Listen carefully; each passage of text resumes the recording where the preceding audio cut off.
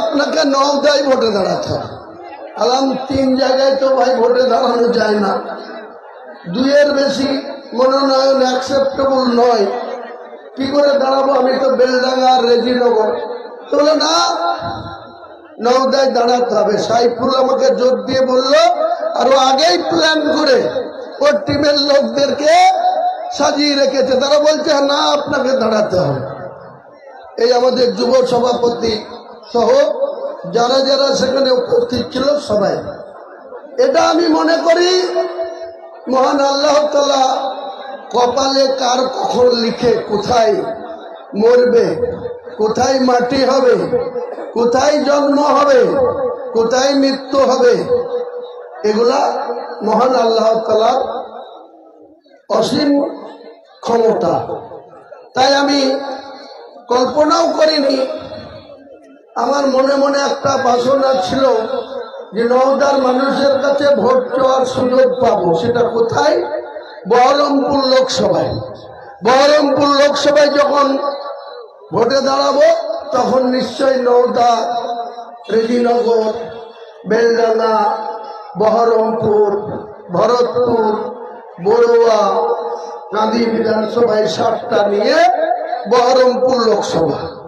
আমি ভাবিও নি যে 2026 সালে আমাকে নওদার মানুষ এতটা নিজের কাছের করে নেবে, এতটা আমাকে ভোট দেওয়ার জন্য তারা এতটা আগ্রহ দেখাবে।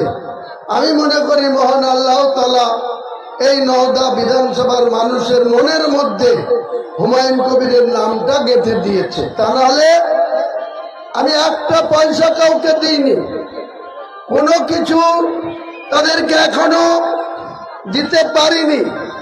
আমি কাউকে মিথ্যাচার করি না, কারোর সঙ্গে ভাওতা দিই না। মহান আল্লাহ তাআলার উপরে ভরসা রেখে রাজনীতি থেকে শুরু করে ব্যবসা, বাড়ি থেকে শুরু করে রাস্তা, আমি মনে করি মহান আল্লাহ তাআলা আমাদের যা করাই আমরা মানুষ তার বাইরে এক চুল পরিমাণ করতে পারি না। তাই আজকে সেদিনকার সেই রাত্রি 9টা 15 সাইফুল ভাই থেকে শুরু করে তার যারা সহপাঠী তারা আমাকে রাজি করিয়েই ছাড়লো।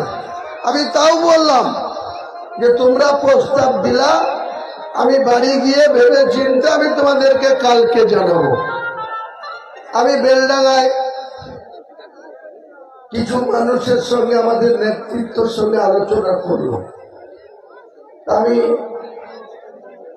শেষমেশ দেখলাম যখন আমাদের সহপাঠী, সহকর্মী, আমাদের যারা সংগঠনের নেতৃত্বে আছে, তারা যখন মন থেকে এটা চাইছে, তাদের আশাটা কেন পূরণ হবে না? তাদেরকে কেন আশাহত করব? তাদের এই চাহিদাটা কেন আমি পূরণ করব না? তাই বেলডাঙ্গা থেকে নাম সরিয়ে এনে বেলডাঙ্গাতে আর এক কবির, আমার নাম হুমায়ুন কবির, তার নাম সৈয়দ আহমেদ কবির, মাত্র 32 বছর বয়স, আমার ছেলের থেকেও 6 মাস ছোট। আমাকে এই নওদা থেকে আমার ছেলেকেও দাঁড় করানোর কথা কয়েকজন বলেছিল। হরিয়ারপাড়া বিজয় শেখ বলে একজনকে প্রার্থী করেছে, ওখানেও আমাকে বলল আপনার ছেলেকে প্রার্থী করতে হবে। আমি বললাম না, আমি যেদিন ভোটে দাঁড়াবো না সেদিন আমার ছেলে যদি ভোটে দাঁড়ায় ভাবা যাবে, কিন্তু আমি মুখে এক আর কাজের ক্ষেত্রে উল্টো, এটা আমি করি না। কারণ কংগ্রেসের যেমন পারিবারিক তন্ত্র, গান্ধী, সেই ইন্দিরা গান্ধী, জওহরলাল নেহরু, রাজীব গান্ধী, সোনিয়া গান্ধী, রাহুল গান্ধী, আবার ঢুকবো না করে প্রিয়াঙ্কা গান্ধীও কংগ্রেসের নেত্রী হয়ে গিয়েছে।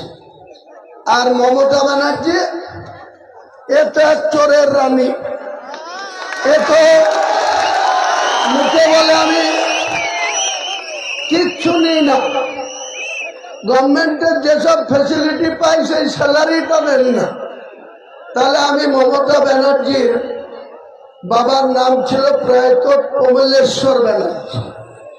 সে কি করত আমরা জানি, বলবো না। ওর মা কি করত, কিসের সঙ্গে যুক্ত ছিল, এই সমাজের সামনে বলা যাবে না, বলাই যাবে না।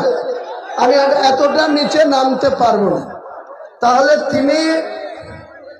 তিনার আর একটা বোন আর 6 ভাই। এক ভাই 2 বছর আগে ওই কোভিড হয়ে মারা গিয়েছিল, 3 বছর 4 বছর আগে। বাকি এখনো 5 ভাই আছে। ছিল কি, এই যে বড় বড় ভাষণ মারে হেলিকপ্টারে চড়ে এসে নওদাতে 29শে মার্চ বলে গিয়েছিল যে আমি এখানে সাইনা মমতাজকে যদি হাবিবের পছন্দ না হয় তাহলে হাবিবকে বলেছি সাইনা এখানে প্রার্থী না, আমি নিজে অভিষেক প্রার্থী। বলেছিল কি বলেনি? 29শে মার্চ আপনাদের নওদায় মিটিং এসে বলেছে না বলেনি? বলুন, বলেছে।